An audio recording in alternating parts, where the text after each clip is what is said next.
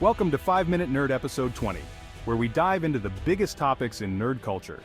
In today's episode, we're talking about the second D in Dungeons & Dragons.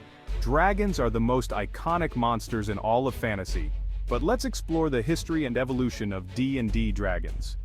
Dragons have been a cornerstone of Dungeons & Dragons since its inception in 1974.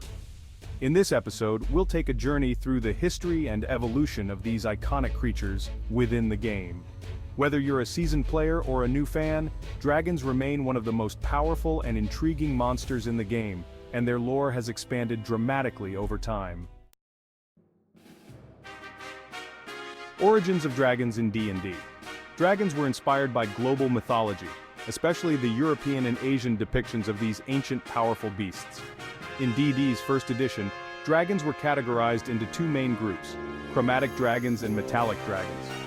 Chromatic dragons, like the red and black dragons, were typically evil and destructive, while metallic dragons, like the gold and silver ones, were noble and often aligned with good. In Dungeons & Dragons' original monster manual published in 1977, dragons were some of the most fearsome creatures players could face. Their abilities were linked to their color, and each type of dragon could breathe a deadly breath weapon. For example, red dragons could unleash fire, while green dragons expelled poisonous gas. Evolution through editions. As the game evolved through its editions, dragons grew in both complexity and variety. In Advanced Dungeons & Dragons 2nd Edition, dragons gained more detailed lore, personality traits, and even alignments. For the first time, dragons weren't just combat challenges, they became fully fleshed out characters with agendas, personalities, and motivations.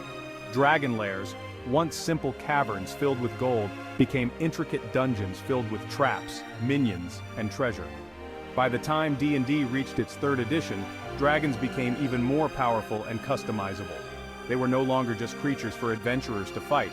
They were beings with ancient wisdom, sometimes offering quests or seeking alliances. Dragons could reach the highest levels of the game's power scale, and some even transcended mortality, becoming godlike entities. Key types of dragons. Chromatic dragons remained dominant, with 5 types: red, blue, green, black, and white. Each had their unique elemental breath attacks and personalities.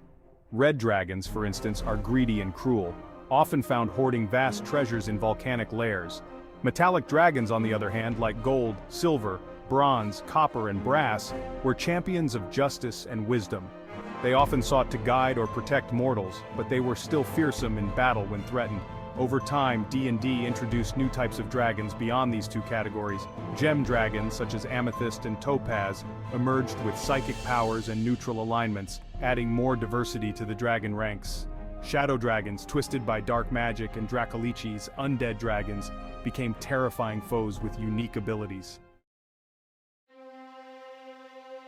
In 5th edition, dragons are more majestic and terrifying than ever. The game's designers emphasize their role as world shapers and agents of chaos or order. Each type of dragon has its own detailed history, personality, and even religious beliefs. Dragons in 5th edition can become legendary creatures, influencing entire regions with their presence. Their lairs are often filled with magic and traps, and they possess regional effects that alter the very environment around them.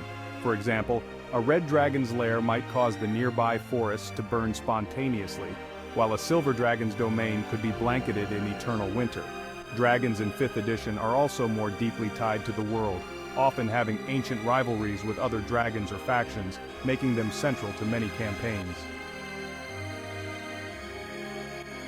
Dragons have evolved from simple monsters to intricate characters that shape the very fabric of Dungeons & Dragons campaigns. They embody the essence of high fantasy and continue to inspire awe and fear in players. Whether they're offering wisdom, battling for treasure, or unleashing their fury on a kingdom, dragons remain at the heart of the D&D experience. Until next time, when we'll dive into another nerd culture favorite, keep nerding out. If there are parts of the nerd universe that you would like for us to cover here at 5-Minute Nerd, leave us a note in the comments.